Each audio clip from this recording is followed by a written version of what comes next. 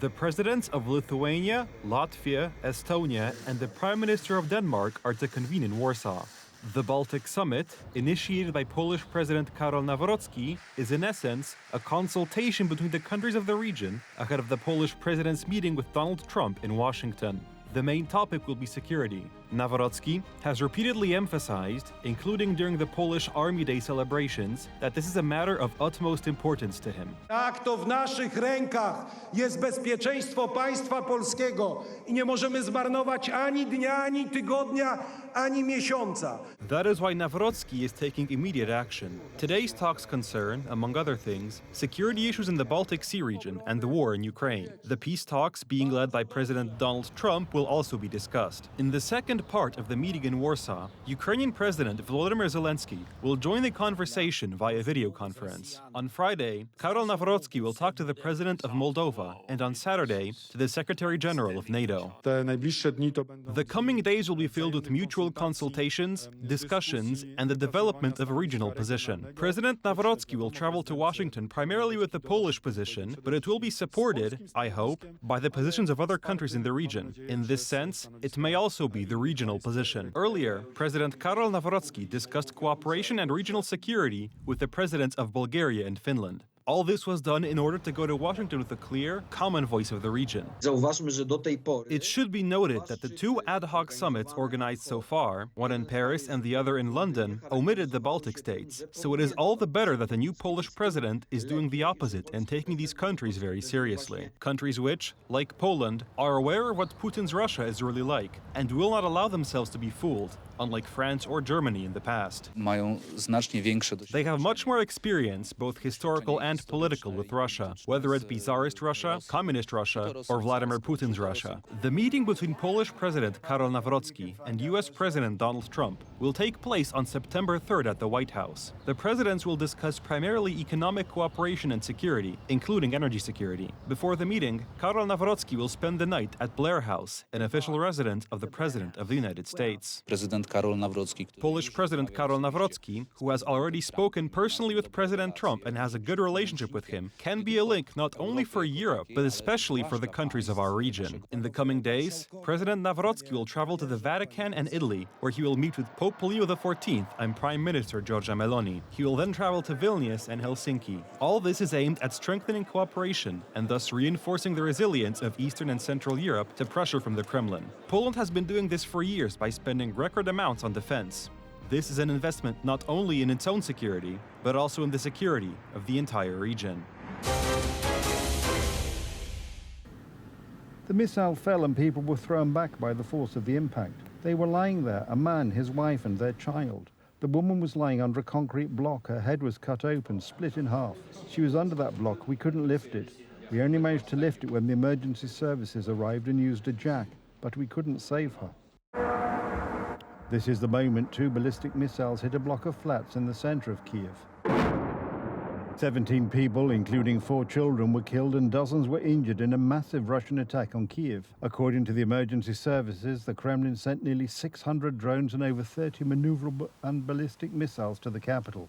Several hundred buildings were damaged in the attack, including diplomatic missions and offices belonging to Western countries. According to analysts' assumptions, Russian criminals were targeting the headquarters of a drone manufacturing company. The problem is that there was no factory here, only an office where the company was registered. Right next to it was a multi-story apartment building.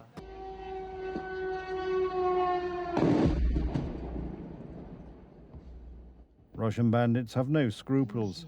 Missiles fell on residential and office districts. At least 4 children lost their lives in the attacks. The bodies of more victims are still being recovered from the rubble of destroyed buildings. Putin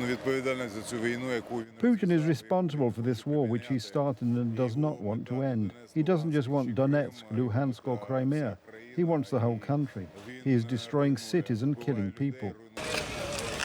Rockets also fell in the district where Western diplomatic missions are located. The offices of EU agencies and the British diplomatic mission were damaged.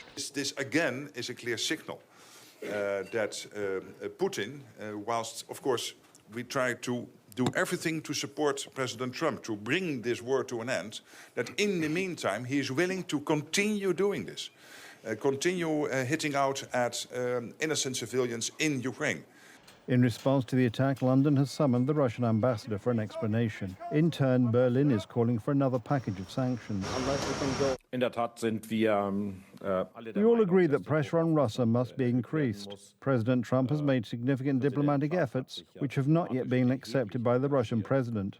I therefore assume that the United States of America will seriously consider further sanctions, and I can only say on behalf of Europe that we are very determined to continue our clear policy in this regard.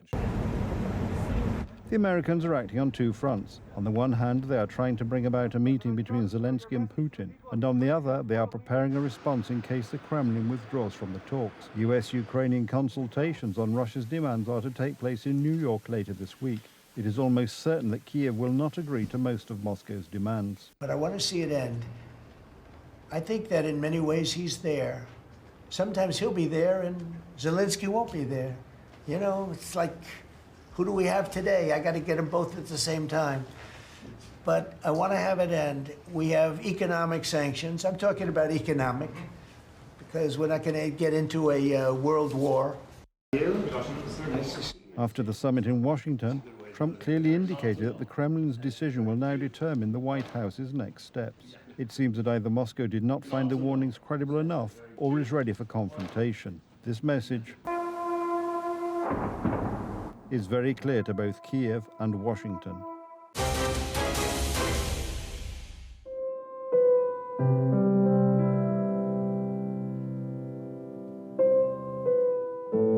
Memories, tears, and silent prayers. This is how the shocked residents of Minneapolis commemorated two girls, an 8-year-old and a 10-year-old, Catholic school students. They were brutally murdered during morning mass by a madman with a hatred for Catholics. My husband's a firefighter, and he got a phone call this morning and said that there was a incident at Annunciation, and that's where my niece and nephew go to school. So we live nearby, so he just took off on foot. Thoughts and prayers are great. They are not adequate. These children were literally praying at this moment. The morning classes at this Catholic school in Minneapolis, Minnesota, began with Mass at a nearby church. The children prayed together with their teachers, and that's when an attacker, filled with hatred for Catholics, burst in with a gun in his hand. He shot the defenseless students in cold blood, killing 2 girls and wounding 19 people, most of them children. I was just at church, and I heard something like really loud, like I thought it was fireworks in the church, and then I saw the shooting, and I was like, oh my gosh, I'm so scared. And so a teacher led me downstairs to the preschool classroom, and so I went there, and me and my friend Cece were just praying. The shooter fired dozens of shots. Panic broke out. Older children shielded younger ones by taking bullets for them. Teachers tried to lead the students to safety, but some of them were injured. 6th graders should not have to protect 1st graders. We should be doing that. So let us take this tremendous love of this vigil and, yes, continue to give it to this community and this family, but then let us turn it into action. Thank you. The authorities quickly arrived at the scene, and the attacker committed suicide. The coward that shot these victims took his own life in the rear of the church. That coward has been identified as 23-year-old Robin Westman. No prior criminal history. But he posted sick videos online showing a knife and his collection of weapons. The killer considered himself a woman and even changed his name from Robert to Robin. U.S. Secretary of Homeland Security Kristi Noem commented on the case. We have confirmation that the shooter at Annunciation Catholic School in Minneapolis, Minnesota, was a 23-year-old man claiming to be transgender. This deranged monster targeted our most vulnerable, young children praying in their first Mass of the school year. This deeply sick murderer scrawled the words for the children and "Where is your God?" and killed Donald Trump on a rifle magazine. Take a look what happened. The hatred towards the American leader, fueled by the Democrats, almost ended in his death when, during an election rally in Butler, Pennsylvania, during the election campaign, an attacker shot at Donald Trump. Trump quickly reacted to the tragedy in Minnesota. American flags at the White House were lowered to half-mast. I have been fully briefed on the tragic shooting in Minneapolis, Minnesota. The FBI quickly responded, and they are on the scene. The White House will continue to monitor this terrible situation. Please join me in praying for everyone involved. The FBI is investigating the case as a hate crime against Catholics. To any of our students and families and staff watching right now, I love you. You're so brave. And I'm so sorry this happened to us today. Within seconds of this situation beginning, our teachers were heroes. Children were ducked down. Adults were protecting children. Older children were protecting younger children. And as we heard earlier, it could have been significantly worse without their heroic action. The residents of Minneapolis unite to commemorate the victims of this brutal attack, but also to express their opposition to the sick ideologies that lead to hatred and crime.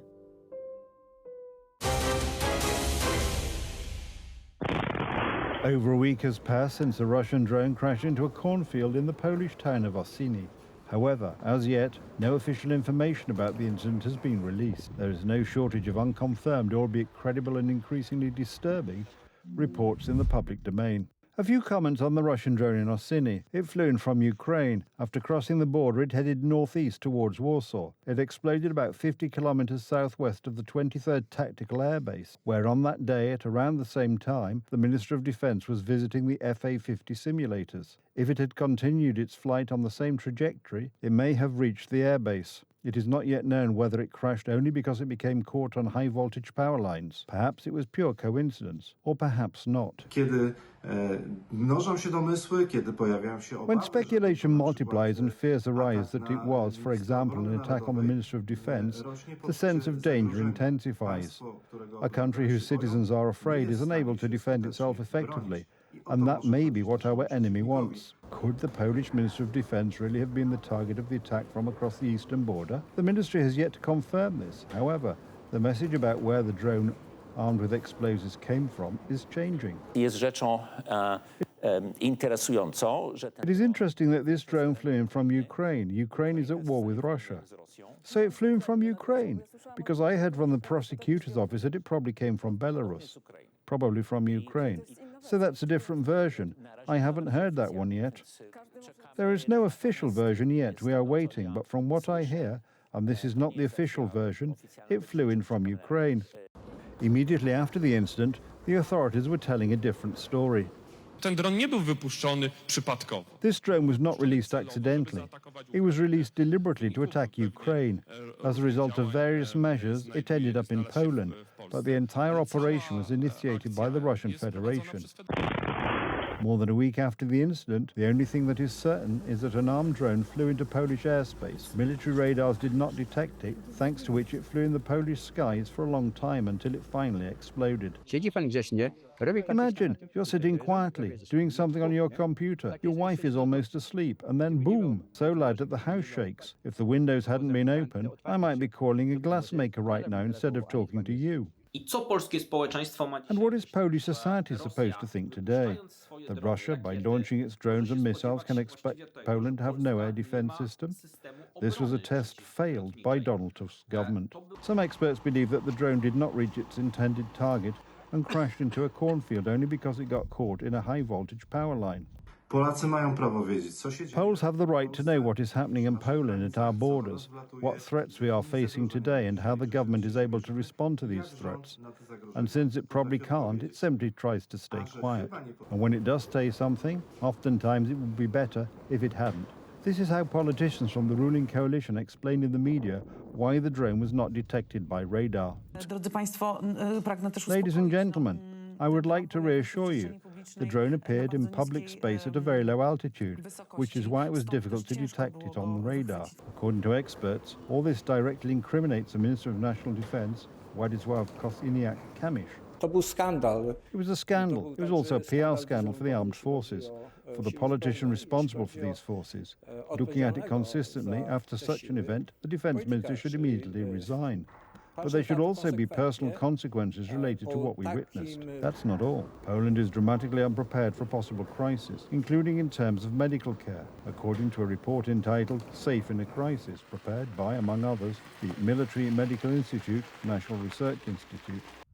There are 1,193 hospitals in Poland, including about 300 public entities of strategic importance, but only 8% of them have full facilities to operate in conditions of chemical, biological, radiation and nuclear threats. There is also a shortage of personnel, especially paramedics and infectious disease specialists, as well as medicine. The report states that over 70% of the reimbursed prescription medicines in Poland contain active substances imported from Asia. There is no integrated system for the distribution of resources between civilian and military hospitals, which was evident, among other things, during the pandemic and the refugee crisis. The situation is very bad in terms of security. The 20 billion zloty that are missing from the National Health Fund's budget today is a gap that unfortunately also has a huge impact on Polish security and preparedness for a possible armed conflict and for the threats that hang over Poland today in connection with the international situation and hybrid aggression against Poland on the part of Russia and Belarus.